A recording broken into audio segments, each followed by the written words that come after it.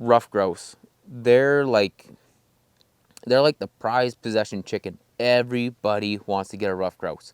And with those guys, like if you look kind of in behind me, that pretty well all looks like prime rough grouse country. You know, you got the poplars, they live amongst some spruce and some pine, but mainly poplars, especially where there's, rose hips later on in the year, once the cranberries kind of dry up. But if you find a lot of poplars with like really thick willows along the side of the road, like when we build roads, for some reason, poplars, they just sprout up like weeds. But that really thick willows and alders and stuff, they really like that for cover because, unfortunately for a rough grouse, pretty well everything in the bush is trying to kill them.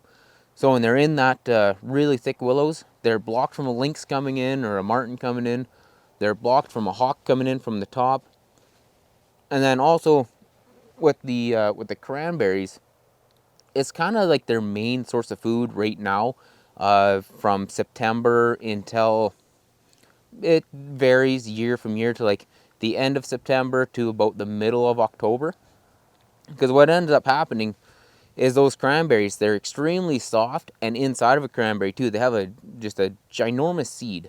So when they eat those cranberries, they automatically, like, they kind of squish themselves, and then when it goes into their gizzard, and their gizzard is just like a giant muscle that just grinds their food before it goes into their stomach because they don't have stomach acid. So that gizzard really grinds up all their food, and with that big seed in cranberries, it kind of, they don't need like this little pebble gravel kind of stuff. But once you have a couple of like really good hard frosts, all the cranberries, they kind of dry up and fall off.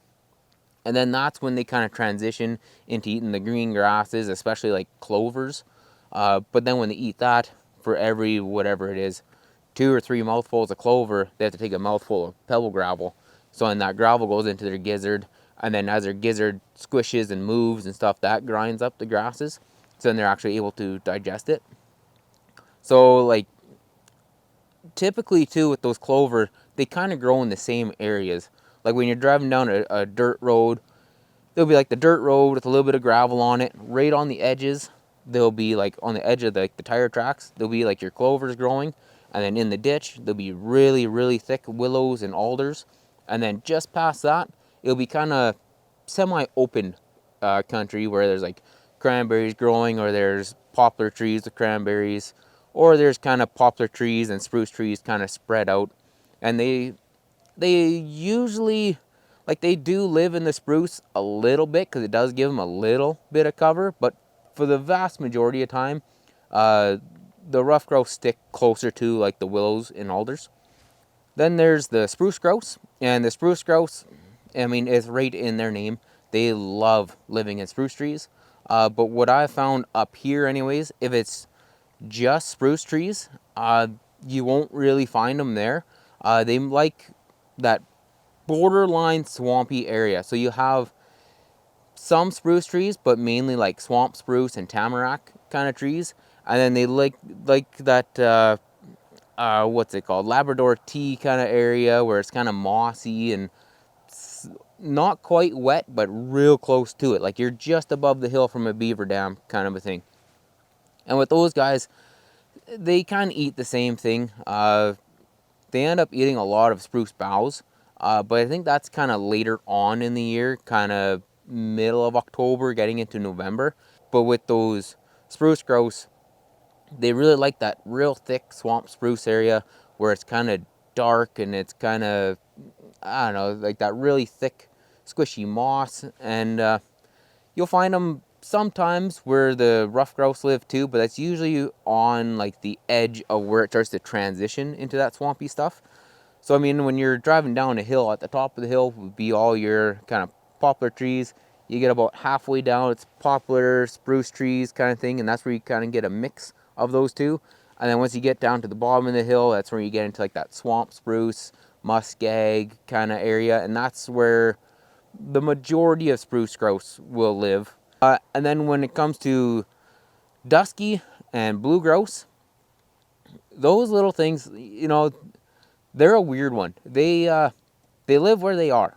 It's just, I've shot them next to spruce grouse. I've shot them next to rough grouse. I've shot them where there should be sharptail grouse. And, you know, I mean, like, they're around. We just, for whatever reason, maybe they're further up north, maybe they're further down south. I'm not exactly too sure, but I know around here in the Peace region anyways, we just don't have that many of them. Then when it comes to sharptail grouse, for the most part, where I've found them is either right along the edges of like farmers' fields or in newly cut blocks, like a cut block that's been cut within 5 to 10 years, depending on how fast everything's growing and stuff like that. You know, if you have willows that are about, I don't know, 5 to 7 feet tall, that's when they slowly start to work out of that area.